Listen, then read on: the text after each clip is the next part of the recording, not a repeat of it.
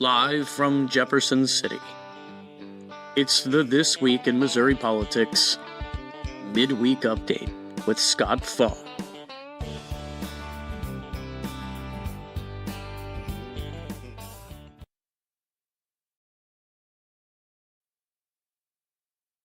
#25, This Week in Missouri Politics Midweek Update. I am Georgia in the studio with a very special guest, Aaron Shrimp. Thank you so much for making the time. Yeah. Lovely Chiefs sweatshirt. It's that time of year. Vintage. Kelton Turner, well, Happy New Year, buddy. Oh, Happy New Year. Let's just start with my weekend. I don't know, the day. The Christmas thing makes all the days run together for me. Did you have a good Christmas? We did, yeah. I mean, it's a little wild with as many little ones as we have, but that makes it fun. Yeah. That is fun. They got some Nerf shotguns, so and you've got, but when she says little ones, she has 3 legitimately little ones. Yeah. So 5, 3, and 2. So 5, 3, yeah. and 2. So there's big doings at the Shrimp household on Christmas morning, if I had to guess. There's a lot of excitement. Yeah. So the New Year's good? New Year's was uneventful, when you have, very so, like, not as eventful as your, The 3 kids that young, like, I would say Christmas is 10 on 10. Yeah. It kind of takes New Year's down a skosh, right? Well, yeah, you basically, you're kind of on that curve, you, over Christmas break with little ones like that, you hit the high at Christmas, and then it's really kind of downhill until they go back to school. That's where we're at. We had we're 15 on the other and end 8. of the slope. So Millie is old enough to, like, actually, if you impress her, you can tell, because she can show appreciation for, like, the extremely, but with Gussie, it's like there's piles of stuff, right? Yeah. And for Millie, it's a pile, but that pile is much more expensive, like AirPods and, I mean, stuff like that. So, but Gussie, he makes it fun. Millie makes it fun because you could tell when she actually wants something, but the other stuff that you're trying, that, like, shots in the dark, they always miss. But the one thing that she wants, she actually appreciates. New Year's, Nashville. Outstanding time. I mean, just couldn't have been better. I actually met a dude who looks like if Jeff Rowe was a cowboy. I met a dude that looks like Jeff Rowe is a cowboy. We'll put that up on the screen that'll be our prize for next week. I'm going to show you what if Jeff Rowe was in Nashville on New Year's and a cowboy, what he would look like. But went down for the bowl game. Kelton, cue the music, buddy. Yeah. Man, the fight song. How about Mizzou? ones. Check this out. Got a Mizzou Stein. Yes. Thank my buddy from Columbia for sending me this right here. Kelton, they beat the Iowa Hawkeyes, right? They did. You had the line at 3.5 when you bet Mizzou, like he always does. You would have El Lusto again. Just barely. And then he tried to send me this. This is Kelton. He loses his bet, right? We all know that. So, I mean, the scoreboard, check the tape, go back and check the replay. You totally lost. But then he sends me this text because the line moved from 3.5 to 2.5. Ooh. And he's like, no, I actually won. I was like, no. There's no. You're the worst bookie ever. There's probably the reason they passed amendment 2 was you were such a bad bookie, Kelton. Oh, you might have been the difference. I mean, there's only it won by 20 votes. So people that have placed bad bets with you probably were the swing vote in this in Amendment 2. So congratulations, Kelton. I mean, not forever picking the right team, but congratulations. I would like to say half a point is not that big of a deal. Ooh, I don't know. I like to say no excuses by like a champion. I'm not sure about that. Sorry, Aaron, if it was your book, and somebody had taken a bet at 3.5, and Mizzou won by 3, and he tried to come in with his 2.5 ticket, are you paying him? No. No. In fact, if he doesn't pay you, he's probably getting broken knees. In fact, I think the actual margin on Amendment 2 might have been less than 0.5. So I think 0.5 is a very important number, I would argue. And Aaron has some Irish in her, so I mean, you probably should pay your bets. Or you be careful when you start that car in the morning. Irish and German. You got to watch out for us. Well, we Germans, we'll just declare war on you and probably lose. The Irish will, terrorist bomb you. Okay, so we did the bowl game. Terrific. Thank everybody for so accommodating to us. We had a great time in Nashville. I met Cowboy Jeff Rowe. That was dope. I didn't really meet him. By the time in the night, I met him, but I didn't really talk to Cowboy Jeff Rowe. Okay. He was a good sport. He took pictures with us and stuff. I asked him for an autograph, but then he was going to write, Chad Hayes or something. I was like, no, never mind, dude. You're good.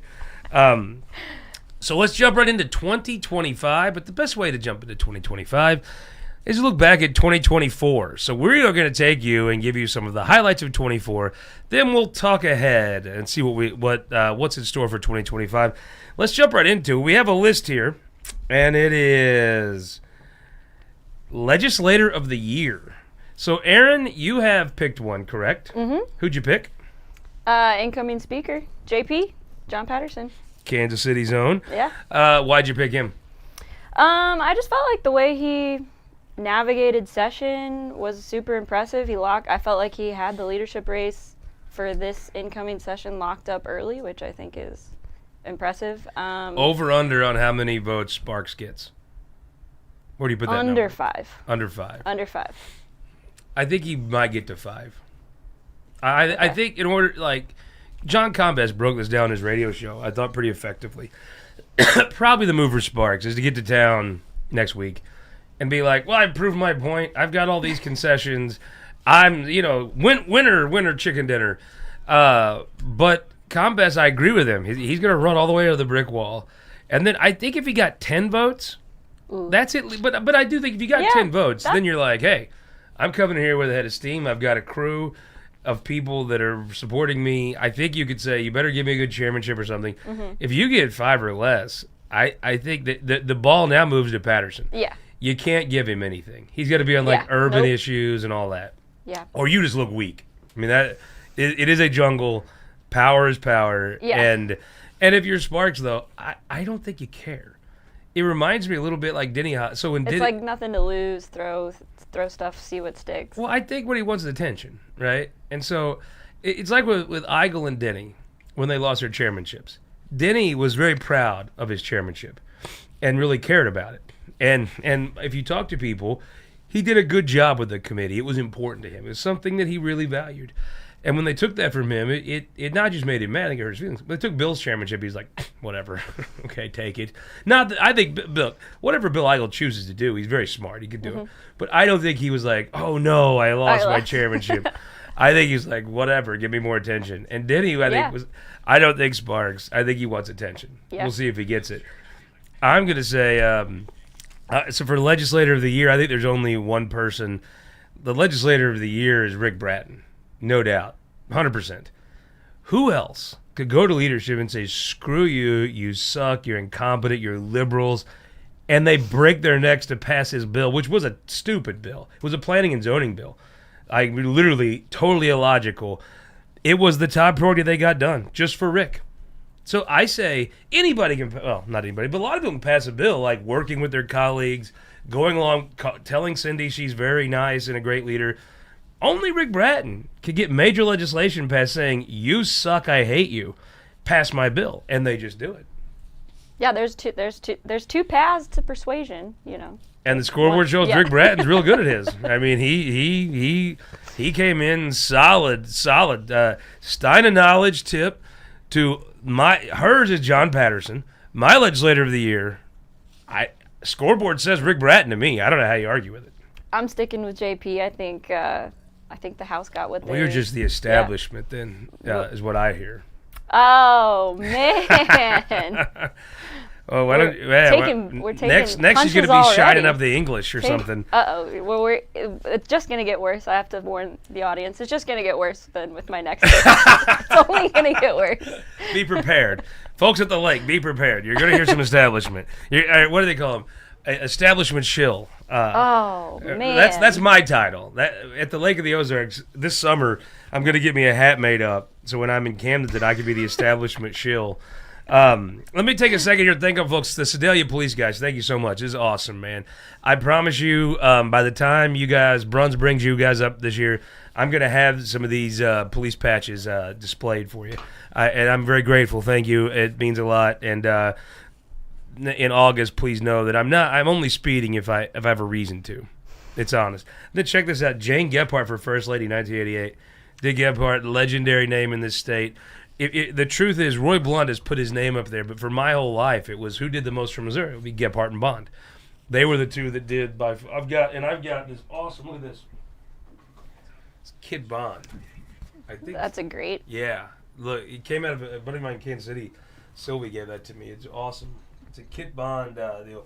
The Gephardt Bond. If you want to actually build this state, Gephardt and Bond to me are the two indispensable people as far as what we've actually moved ahead. And now Roy Blunt, I think, is and hopefully Eric Schmidt grows into that. Yeah. I had a conversation with the bowl game about. They were telling me how great it is to be in congressional leadership and all that. I'm like, well, if you don't bring home stuff, like, who gives a damn? I mean, how does it help anybody, right? Yep. Bond, Gephardt, and she would have made a great first lady. I say that like other people. I don't know her. Like, I don't want to come off like, oh, I know. I've met her, but I don't like know her. And I've met Dick Gephardt, but I don't like know Dick Gephardt. I know Kit Bond. We were from different parts of the jungle when I was coming up, but you cannot deny the impact Dick Gephardt had on the state of Missouri. Yeah. Don't know Dick Gephardt. Know Gephardt people though. Yeah, and they're what a all tree. around the state. What an amazing tree. Super great tree of staff Yes. that's helped up and coming staffers and politicos for a really long time. That pipeline. All right, what's up next? Legislation of the year. What piece of legislation of the year?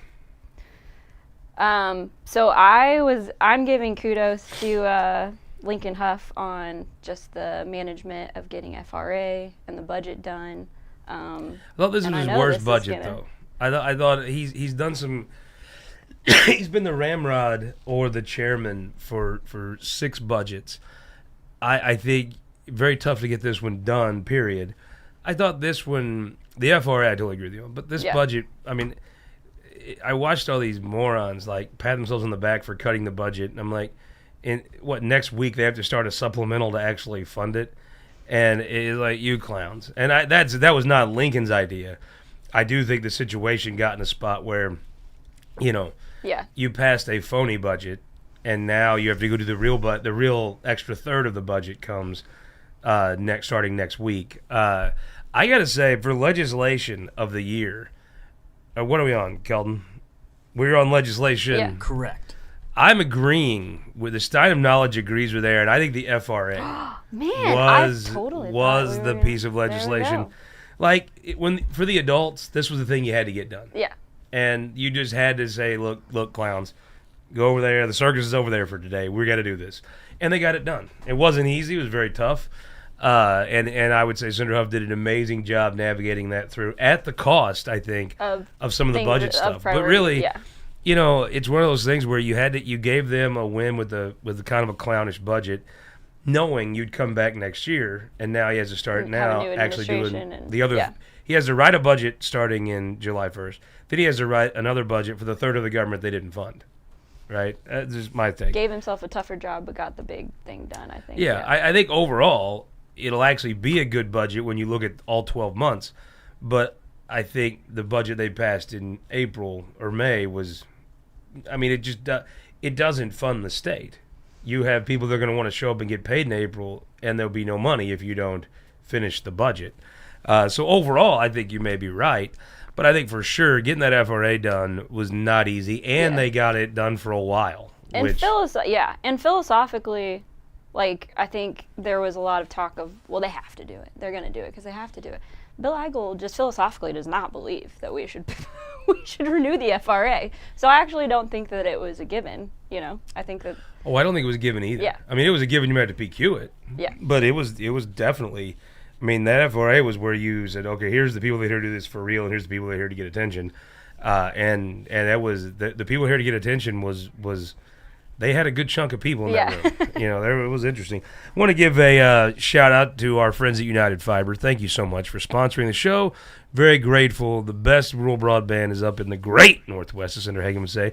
Which is one of my favorite days in the Capitol. Comes up, I think it's in February, where we have the Northwest Days, Kelton. Will you come with me this time to the great Northwest Days? I'll put it on my schedule. That is not a yes. That was not a commitment. That was not a hard yes. I'm going to pass as well. I'm going to pass on that as well. Well, Senator Hageman, I'll be there enjoying the great Northwest with you guys. I want to give one more shout-out before we go on. Actually, let's do the campaign of the year. What did you feel like, Aaron, was the campaign of the year? Well, I think we know I have some bias here, but I'm going to go with the Amendment 2 team, sports betting. I heard all year from January on that it was going to lose. A razor thin win is a win. A W is a W. Well, I think two things. Yeah. I mean, number one, yes, I agree with you. You, if it was by margin of victory, you didn't go out and waste your money on extra votes you didn't need. You got the exact number, damn near down to the one that you did need.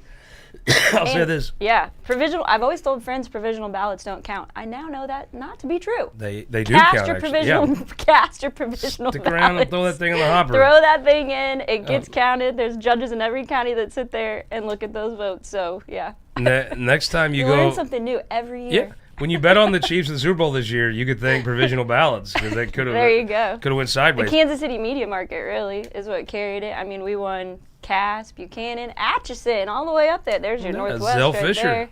I think I think you posted about this, but the most ever spent against a ballot issue. I'd never seen, seriously though. A no campaign is so. I've never seen a no campaign that's funded that doesn't win. Yeah. Missourians like to vote no, and it was a very well-funded campaign, and the yes still won. Yep. It is so much easier to get a no than a yes in this state. I'm going to go a different route, though. I'm going to go with Attorney General Andrew Bailey. He was outspent 3-4 to 1. He had to beat all of New York, all of Washington, D.C., all of this Federal Society of Washington, D.C. kiss asses. He beat all of them. Just a farm boy from rural Missouri. Your old Montgomery County farm boy comes in and carries the day. And it's kind of nice when somebody from the banks of the Missouri River beats the folks on the banks of the Atlantic Ocean and beats them in every single county in this state. Yeah. I think you've seen a political star unearthed in Attorney General Andrew Bailey, not just here in Missouri but nationwide. I think the last thing I'd want to be doing is messing with Andrew Bailey right now. He is on an absolute roll. Speaking of, if you want to be on an absolute roll, I can tell you this: where Andrew Bailey puts his family, what he brings to town, is the courtyard by Marriott. If you were going to take if you had people coming in, where are you putting them up at? That's where my dad stays. Boom, courtyard. Kevin she knows what's up. Stays. She knows what's up. And shout out to James Lawson on that campaign. That's a guy that came in. I didn't know him at all. So I worked on that campaign, and I'm telling you, he's got this ability to get his stuff done and get it done in a way that is not brash, abrasive. Makes you kind of want to, like if you say you'll do 10, you want to do 12 because he makes you feel good about it. Got a very good way about him. I also give a shout out here, Shelley Reagan St. Clair. I've always known her as Miss Shelley. She was the legislative assistant on the Democrat side for a very long time. One of the absolute nicest, best people in the Missouri Capitol. She's retiring. As of today, she's retired. And Shelley, congratulations. You deserve all the plaudits. I adore you, and I hope you have the happiest retirement. Actually, I hope she gets bored with it and comes back to the Capitol and hangs out with us some. But Shelley, you always have you have a drink poured by me at the Speakeasy anytime you want it. You are the best, and I love you dearly, and I'm so excited for you. Congratulations on your new retirement. I don't know what Ashley Awney's going to do without Shelley in that room. Okay, let's move on. We had Bureaucrat of the Year. Who you got? Yeah, so I think former Senator Carla Esslinger. Nice. That's a good pick. To good commissioner. I think in the first few hearings we've seen her in, she's been super impressive. Those child care subsidies is a total mess that she inherited. Total. I thought she inherited a bunch of messes. Yeah, I thought she, came to those hearings, was accountable. I thought she just handled herself really well.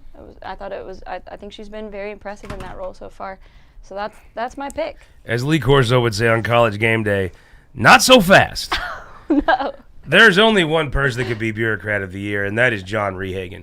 I mean, imagine being a person that can say, "Oh, you want to elect supermajorities of Republicans? I don't care. You want to elect every statewide office holder to be a Republican? I don't care. You want to say we're outlawing DEI? I don't care. I'm going to do whatever left-wing crap I want to do, and no one will stop me." I mean, what other bureaucrat can get away with totally flipping the governor double bird off and say, "I'll do whatever I want. You sit over at the mansion and shut the hell up"?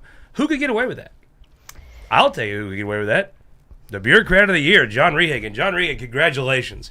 No one can tell the Republicans to pound sand like you. Now, there's an old sheriff leaving town and a new sheriff coming into town. Kelton, did you happen to see that the director of insurance has retired? I did see that on the internet.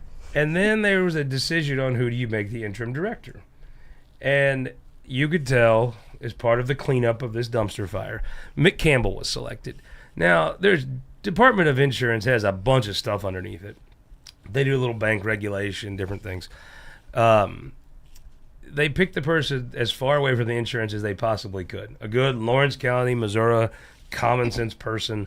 You can tell that the system does have a way to cleanse itself and clean itself up.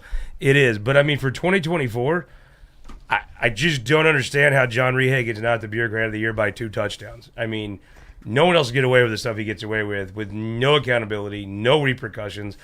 Just be as woke as you can be all day long, every day.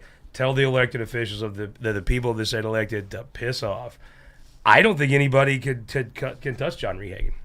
I like my pick. I'm sticking with my pick. Yeah, you're just wrong. It's good. It's cool. It's not a big deal at all. I mean, the Irish have been wrong a lot about things. No problem. All right, let's move on. We have Politico of the Year. Who are you going to say? I think this is an obvious one. Governor-elect Mike Kehoe takes it. I'm kind of going with you on that. Yeah. But I'm going to do a little curveball. I'm going to say Derek Coates, the man that ran the campaign.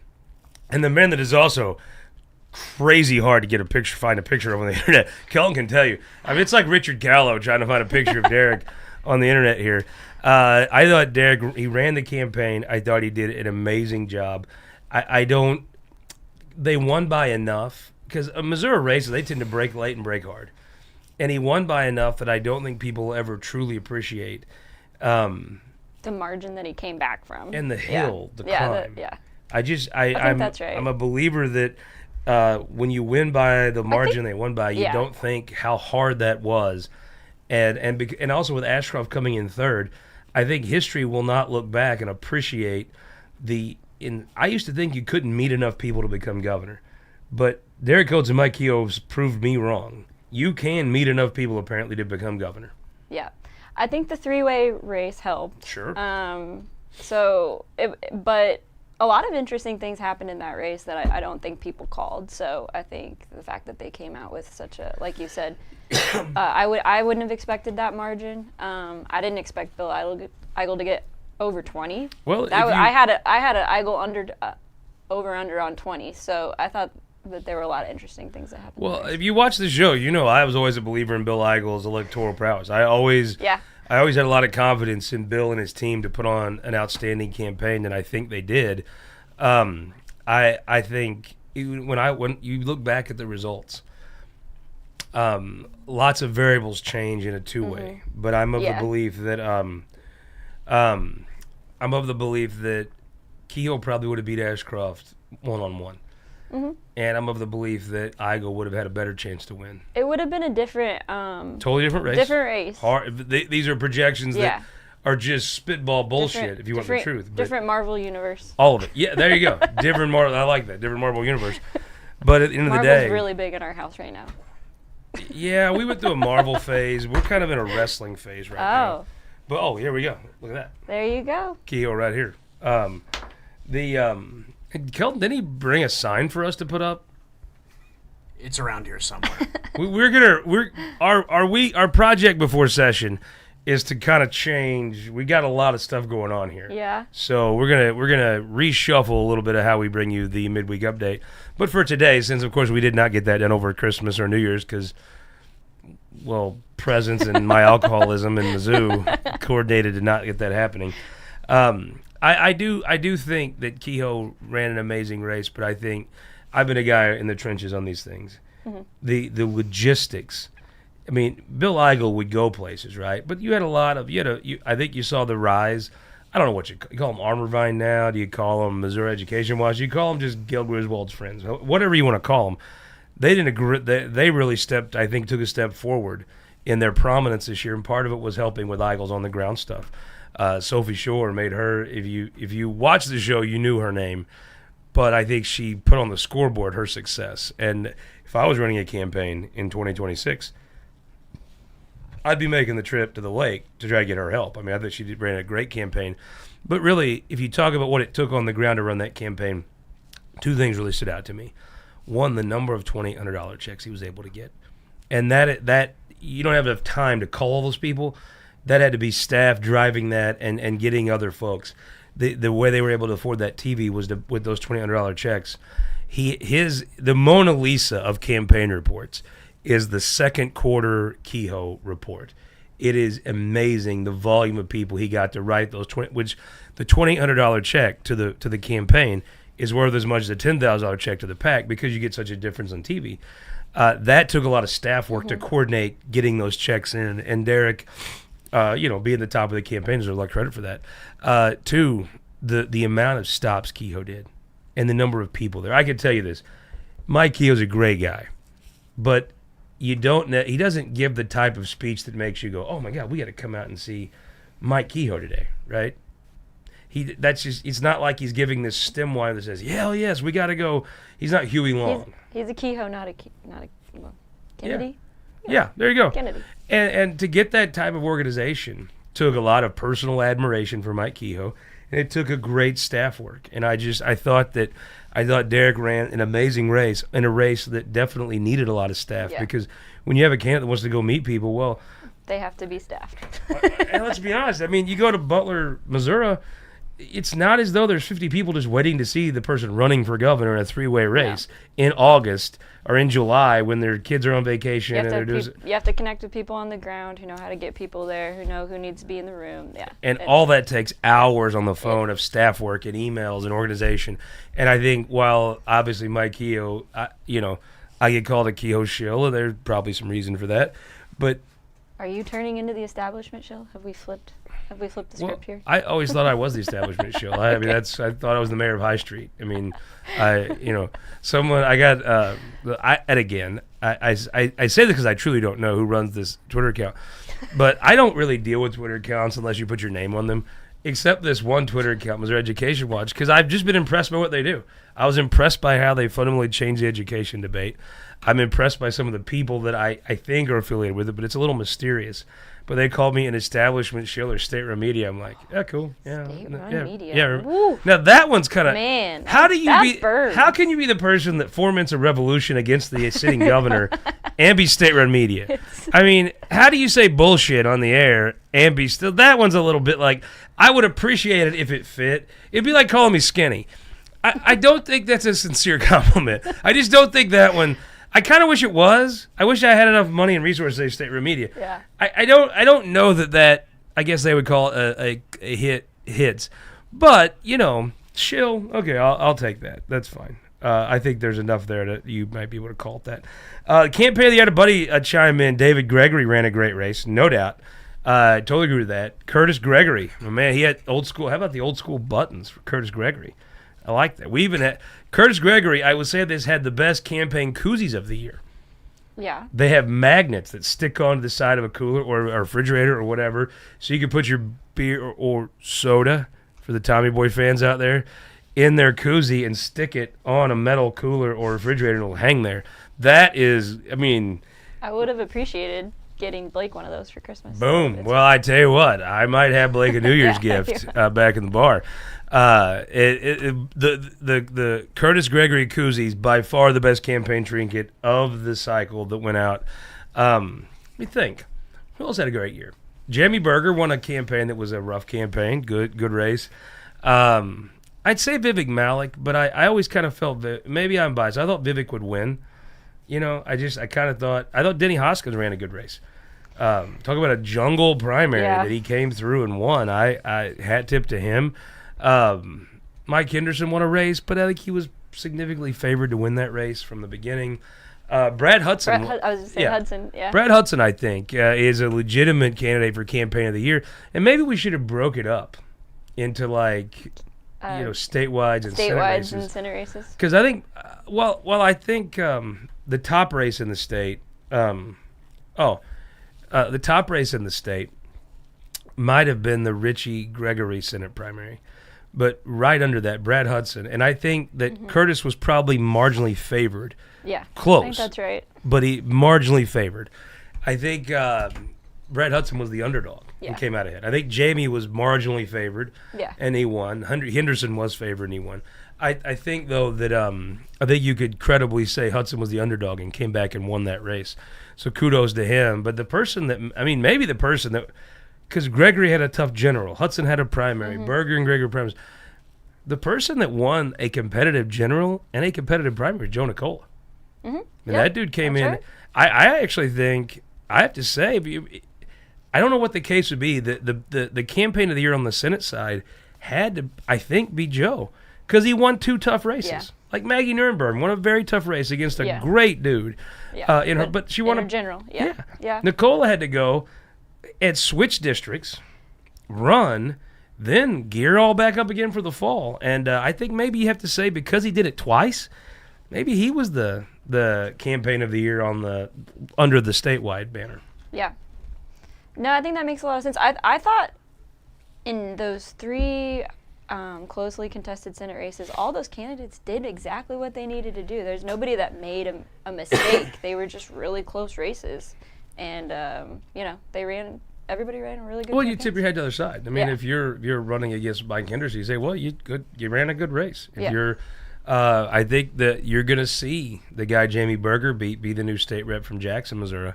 He'll be a name to keep an eye on. I think he is a guy that's going to stick around politics. Got talent.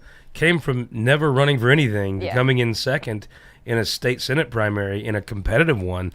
Hat tip to him. I think you won't know his name a lot now, but a year from now he'll be up here getting sworn in. I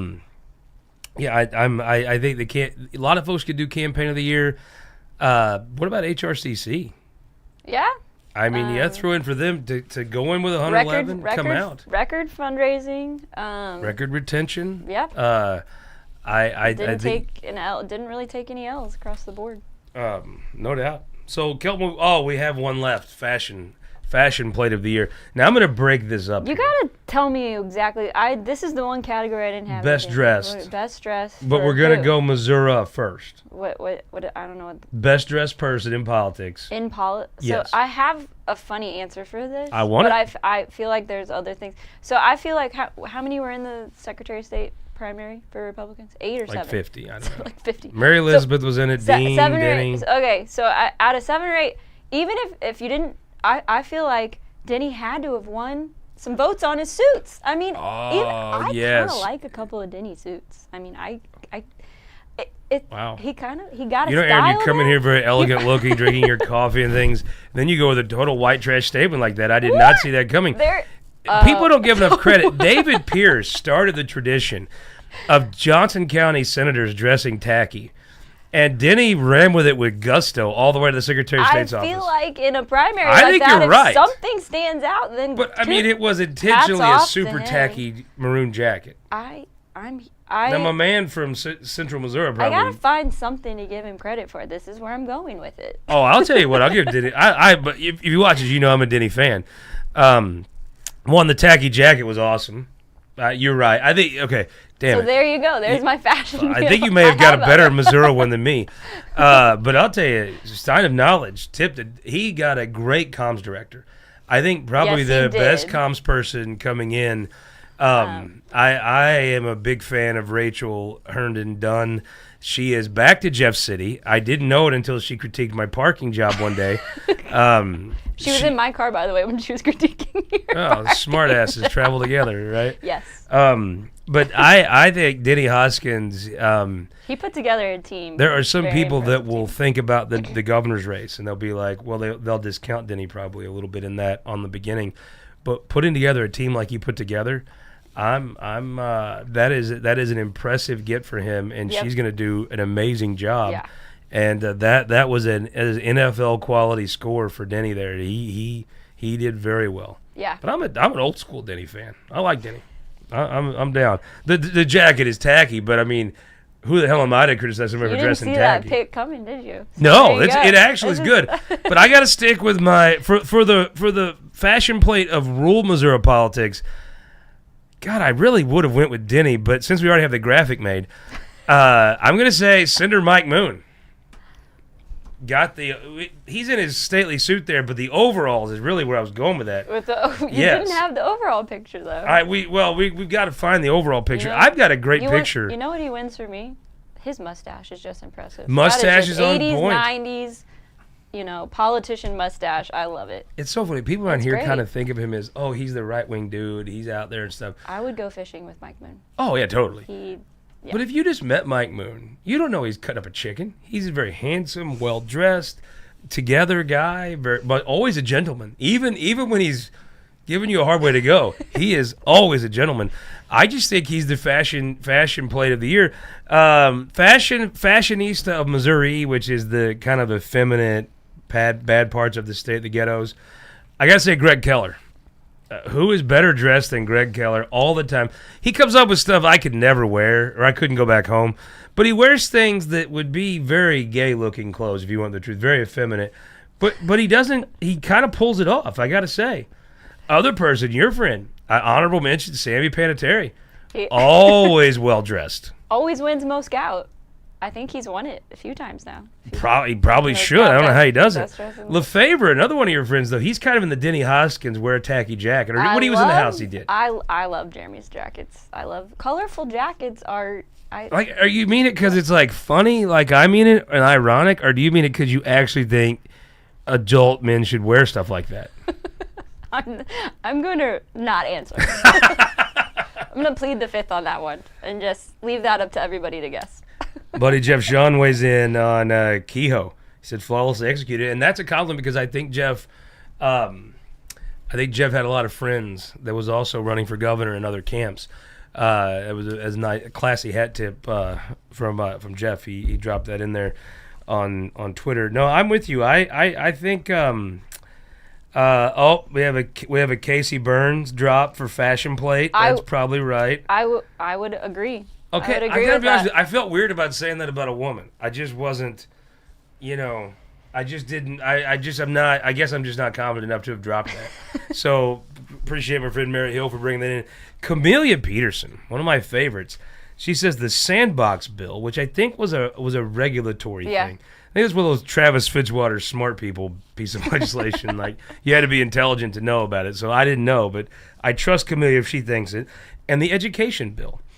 I do think the education bill doesn't quite get its due. It got a lot of attention. So. Yeah. Well, I think it was hard to do. It was tough to negotiate. Mm-hmm. Everybody got something and lost something. They got something, but not what they really wanted, which usually means it's probably pretty good piece of legislation. I do think at some point the tide just breaks and you have to let kids go to school where they want. And I think that's really what the next step is. Look, I've been the person that's been against it. I've been the person that's fought it. I don't believe, I'll just be honest with you, that charter schools are in some way less woke or more woke than public schools. I think charter schools are a reflection of where they are. I think if you wouldn't put a charter school in Sedalia, I think it would probably reflect the norms of the community in Sedalia. I think, though, if you're going to, I really think the next step forward, because I think we're going to open enrollment, universal school choice is where this is heading. I think the difference between Mike Kehoe and pick your other person that might be more bombastic is they might win the fight on Facebook, but I think Mike Kehoe may win the fight in the Missouri House of Representatives, which is where this fight really is. I think Mike Kehoe is the one who signs the piece of legislation that gives school choice. But I think what would help on the course to that, when you talk about getting wokeness out of schools, I think you got to include charter schools in that.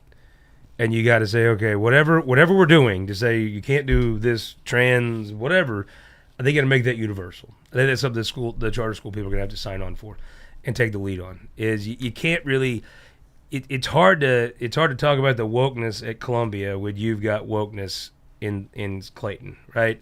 And I think that's a bridge. Once they tackle that issue, I think it's the right policy for the state, but I think it's Katie bar to the door after that. Yeah, I mean, I think the politics of education really reflect the different geographies of the state, you know? I think that's the problem with getting a big bill like that passed. But if you're going to set it in Jeff City. And if somebody's going to do it, it's going to be Mike Kehoe. It's going to be the one to bring factions together and find some consensus. Is Francis Howell more liberal than their families that live there? I think it is, honestly. Is Columbia more liberal than any comment? I mean, they were taking kids to drag shows, like bizarre stuff, right? Yeah, I think that is out there. But is also some of the other folks a little behind the time? Yeah, I think so. You know what I mean? I think there's a.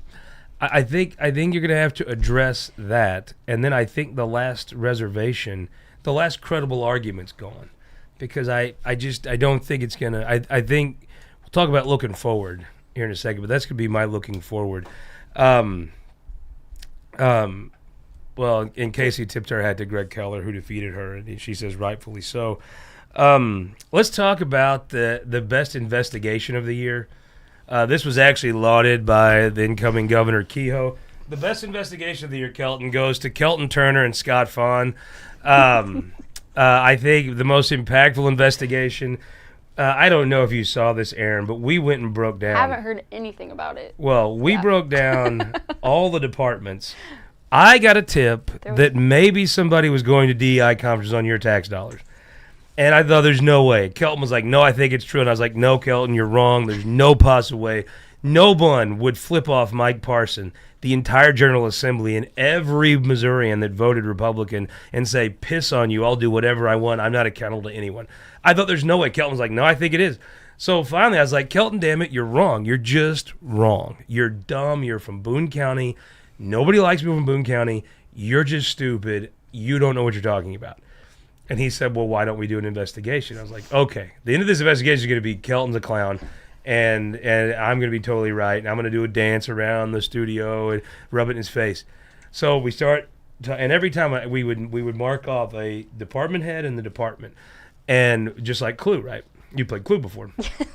So every time I'd be like, see, Kelton, I told you, there's no positive way to Desi's doing this. See, Kelton, Patrick McKenna's, there's no way. And he was just quietly confident, sit over there, the little smirk on his face. And we get down to Department of Insurance, and finally, out of all 17, we found out that I was the clown. Kelton was super right the whole time. Least Kelton? surprising turn in this a bit. I have to say, Kelton, congratulations. Would you hand this to Kelton? Is the Kelton cam on today?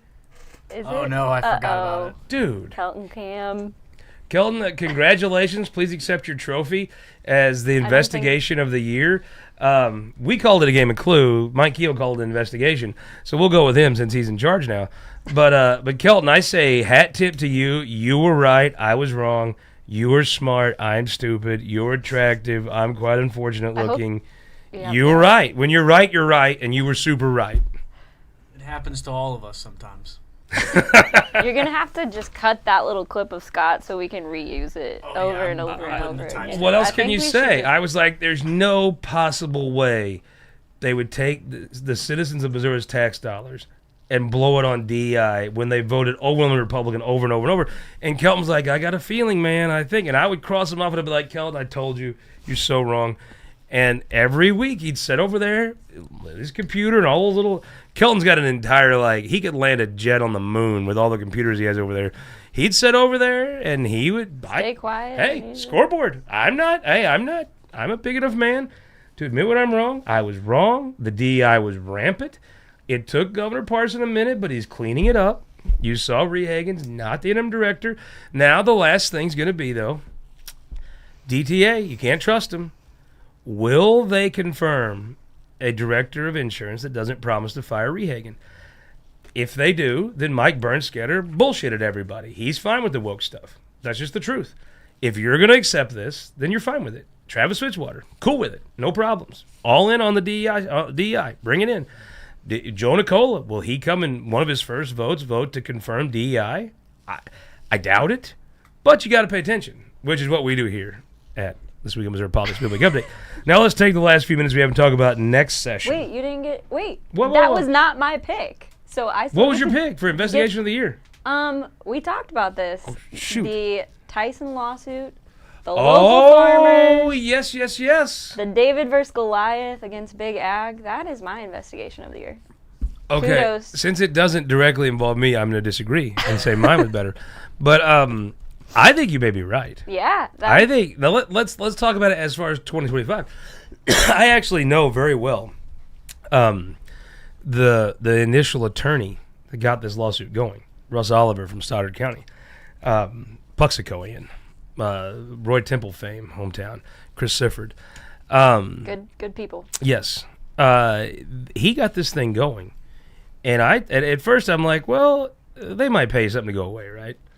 And he just kept churning and churning and digging and digging. He has started a tsunami.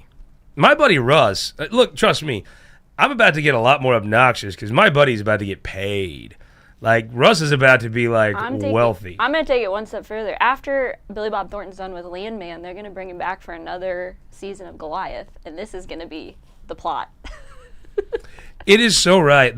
Tyson screwed those people so badly. And I think, see, I would not have even had that. That's Yeah. Okay, Kelton, you're not as smart as I thought. Aaron's kind of got. I need a trophy. I get a shot or something. If I had a clue board, I would give it to you, but I don't. That's my pick. I'm excited. Would you settle for a Hulkamania T-shirt, courtesy of Dean Blocker? Or how about a glass from the 1985 World Series, the terrorist attack from Mark Morath? Oh man. I would offer you my Kit Bond thing, but it's too sentimental. Oh man. I tell you what I will do though. How about this? Would you accept a Dick Gephardt for president in 2000 I will. button? I would take that. There you are. That's going in the office. Good. Perfect. Congratulations on your win. Let's talk about Thank you. next session. Thank you. What do you think happens next year? Next year. I'll tell you. I think the group that I think is going to have the best next year is Missouri Right to Life. I think that it's a challenging situation that they're in. I think it was actually more challenging a year ago. But it's easier to be the people that are out wanting to get in. There's more energy, momentum on every issue there is. I remember back when Matt Blunt was governor, the doctors were pissed about medical malpractice insurance. Pissed. You couldn't shot a BB through the rotunda without hitting a white coat. The minute they passed that legislation, you haven't seen a doctor here that's not been on an ambulance since. They ghosted the place immediately upon getting their issue done. I think every issue when you're out, you want to be in. And that there's energy in the fight and the struggle. I think Missouri Right to Life was in so far that now that Amendment 3's passed, they're on the hunt. And I think the energy is going to go to them. I think they've got a major opportunity to grab back a hold of the pro-life leadership in this state. I think the key to that's going to be anybody can get wins. Like you're going to spend a year and a half talking about an election campaign. That they'll have to go to the ballot to change the law, right? The constitutional amendment is what it is. If you're going to change whether you think it's good or not, if you want to change abortion policy in Missouri, now you have to do it at the ballot box. That's where that's going to be. They have the issue of they've been for IP reform, but do you want IP reform if you're the one wanting to go use an IP? I think it would be very difficult. Can they come up with some starter wins? Can they come up with some wins that help them with either blocking implementation of Amendment 3? Can they take out some folks that were the key leaders? The author, the Cole County judge that was actually the author of Amendment 3, he's really probably the father of Amendment 3. Are they going to be able to rally themselves and come up with some wins? Or is it just going to be we're going to bet everything on next August and go there? I think regardless, I think they're the entity that can use the defeat and actually make themselves winners. Yeah, I disagree with most people in that I just don't think this is going to play out in the legislature as much as it is in the courts and maybe in the regulatory frameworks. Well, that's one thing they've said on their heels. The Right to Life folks have, on some of these judicial races, not the retention races. No. I mean, it's funny. I hear people also talk about the court plan wanting to change it. The most liberal judge anywhere west of St. Louis or east of Kansas City is a Central Missouri judge, formerly elected Democrat, changed over and got a bunch of special interest money to be a Republican. And that is not by the Missouri plan. That is direct election. And every child that dies, if you think that's a murder, is reflective of the author of Amendment 3, the father of Amendment 3, which was not elected by the Missouri plan at all. It was elected by special interest, electing a Democrat to the office. Well, I just think it's really hard to get an HJR, SJR on the ballot on this topic, as we've seen. And so I don't think that's going to be true at all. You don't think that's going to be true? I think the House will pass 5, 6, 10. I think the Senate ultimately will put something on the ballot. I think they'll smear the Senate, and they'll do a PQ, and they'll put it on the ballot. Now that whether that's right or not, I'll leave it up to other people to decide. But my stein of knowledge tells me the House will pass 50 of these HJRs, SJRs, any JR, QJR, TJR, any JR they can get a hold of, right? They'll pass them all. I think you'll see what's going to be interesting is what they're willing to not pass. I kind of thought you would appreciate the award, not spike it down. Well, I can appreciate not clipping it on there because it does screw with like your material. Hey, I have a vintage. We have a vintage Chief sweatshirt and now a vintage. She did that pretty slick, actually. Yeah. So I think they'll actually will put one on the ballot, and it'll probably be an August election of 2026. I think it'll be the defining issue in that race for the primaries, the Republican primaries, which are, I mean, unless something changes in the state, those are where the juice of the state is, where the real elections of this state are in August Republican primaries that affect public policy the most. I think that's what we're heading into. Yeah, I think. You think they don't put one on the ballot? I think I will have a better answer to this when I hear Governor-elect Kehoe's State of the State at the end of January, because I think that's where he lays out his priorities, and I think this is really up. I really think some of this is up to him as to how far he wants to. Well, I think it's a lot up to Flat Dog. Well, actually, 3D Dog. But that's not what I would pick as what's going on. I mean, I think we're not in an election year anymore. I think John Patterson has the opportunity to pass a lot of legislation. So I think there's going to be other legislative priorities. Well, the House will pass a a lot of legislation. Yeah. That is, they will sit over there and think someone cares about them passing mountains of stuff. Introducing 800 bills. Is it 800 yet? Oh, I don't know if probably. It'll be 1,000, 10,000. House makes the news. Senate makes the laws. Yep. I think that'll be the case again. I don't know that you can pass the whatever you get to the ballot. I think it's still tough because now you're wanting a yes. I mean, they had wind at their back wanting it. You definitely, in Missouri, you want to be wanting a no. Now that you're wanting a yes, I think the political implications are very complicated for how you get this done. Yeah. I think the legislative implication of how you actually put it onto the ballot, I think it could take up.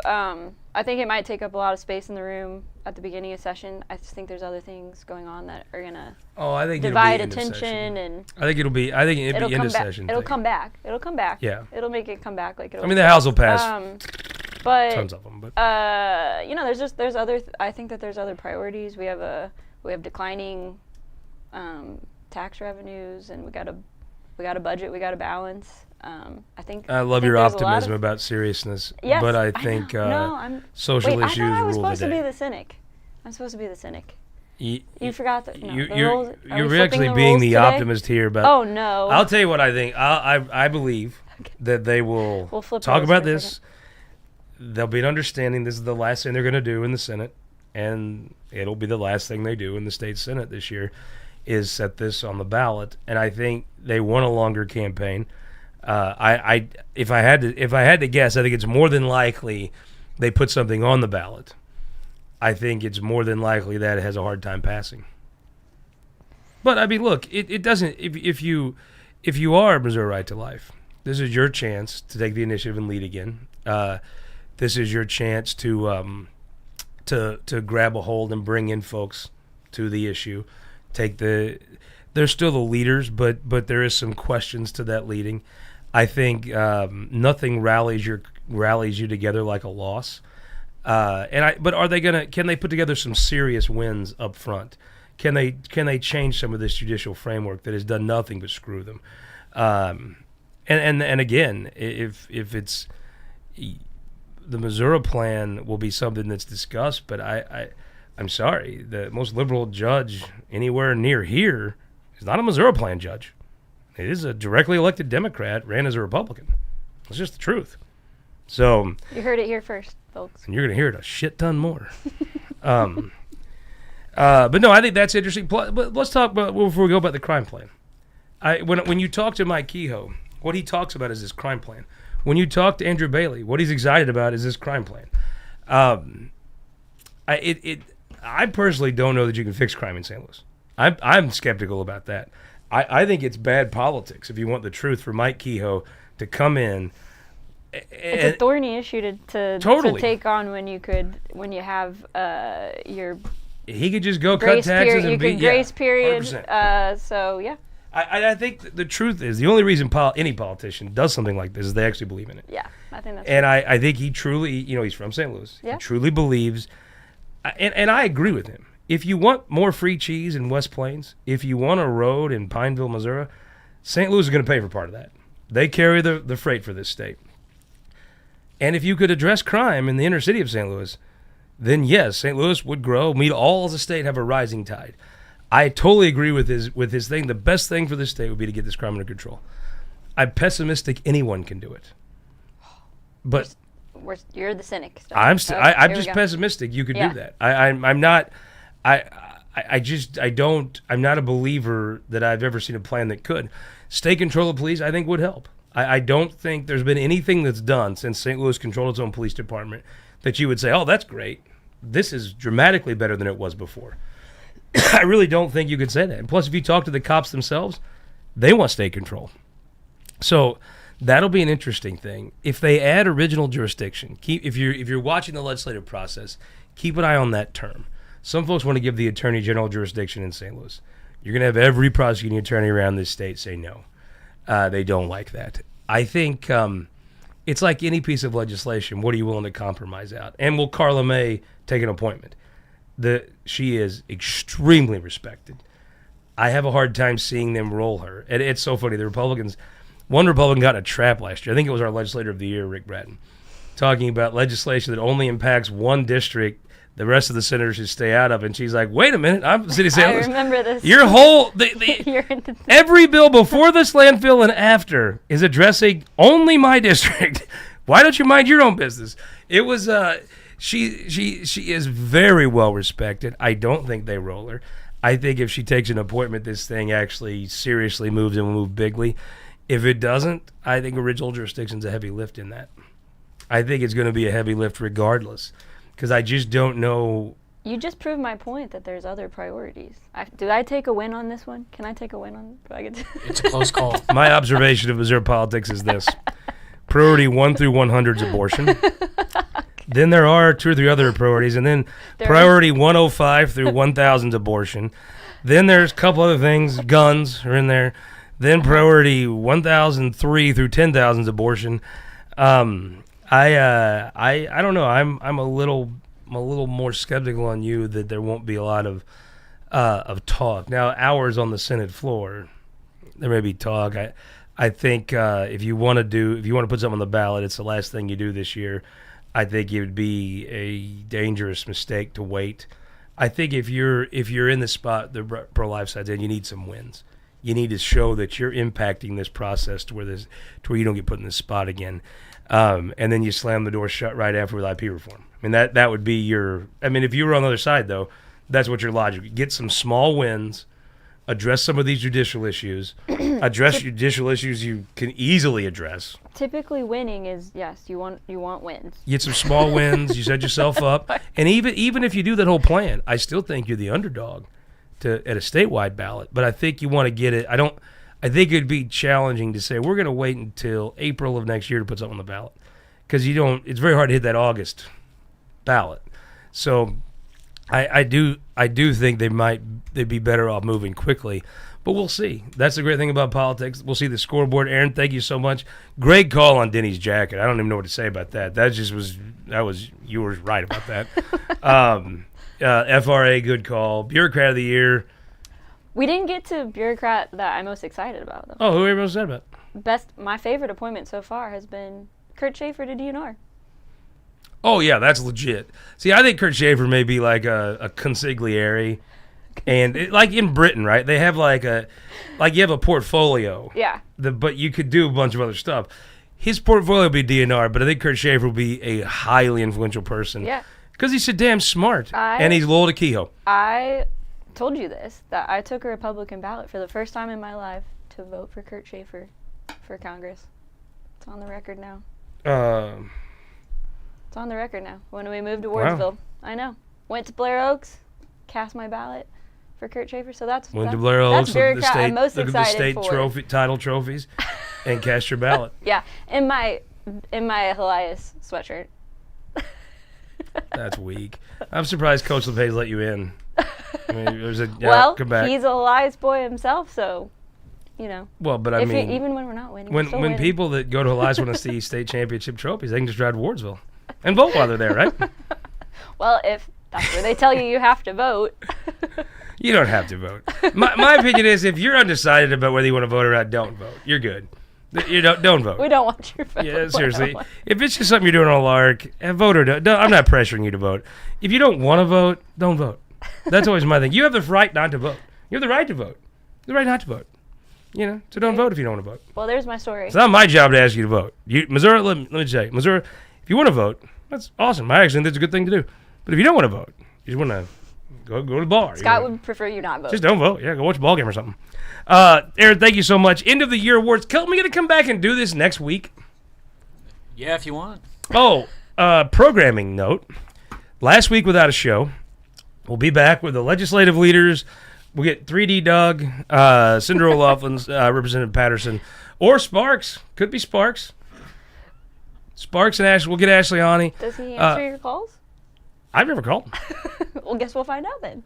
See, my thing is, though, I'm not like, unless John Patterson asks you to go on a jihad for him, let him fight his fight, right? It's not my fight. It's his fight. I also think it's fine to run. Like, I don't think that's a bad thing to do. If you want to run, is it smart? No. Are you going to win? No. But the part I didn't like was you start talking about the FBI and everybody's corrupt and you're the only honest person in the legislature and all that crap.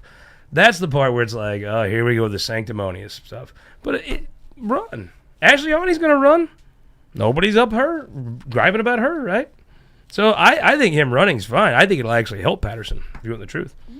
I did Pete Mundo today, and he was like, tell me about this speaker's kerfuffle and the divided party. I'm like, I don't think it's a kerfuffle. I actually think John Patterson's going to have like 97, 98% of the people in this caucus vote for him. I think he's going to be an amazing show of strength and unity. I guess at the end of the day, I don't see it as that big a deal. Now this daycare program, which is really a good program for cops, that people that care about cops are going to have to rally behind that a little bit because it is a little, it is, you get into some thorny places when you start talking about legislators advocating for money that could end up going to groups that pay them. That's a little tougher. It's hard to call people the swamp when you're getting paid. But I think this will be a joke people tell by the inaugural ball. And I think it will actually help Patterson. I think it'll make him stronger. And he's handled it very well. Yeah. I I really thought he should come out and say, I'm taking you on. He's kind of ignored him. And I think the vote on Wednesday may show that he did the right thing. Yep. Well, now I'm back to the optimist. You are, yeah. We've had a pretty good. We've We've done pretty good today. You have to come back because it's like I'm the skeptical German for 1 minute, and you're just this happy-go-lucky Irish gal dancing around. Yeah, and then we switch off, and you're tying on you're tying on car Irish bombs, and yeah. I'm burning copies of The Sound of Music. I mean, it's kind of the same. All right, thank you all so much. No show, Mike Parson documentary on the 57th governor of the great state of Missouri, PBS Monday night. The swearing in of the Missouri General Assembly is Wednesday, and the inaugural ball is a week from Monday on the 13th. Well, hopefully it won't be freezing cold, and it'll be a nice thing to go watch. And we will see you back here Tuesday, right, Kel? Let's do Tuesday. This week in Missouri Politics Midweek Update.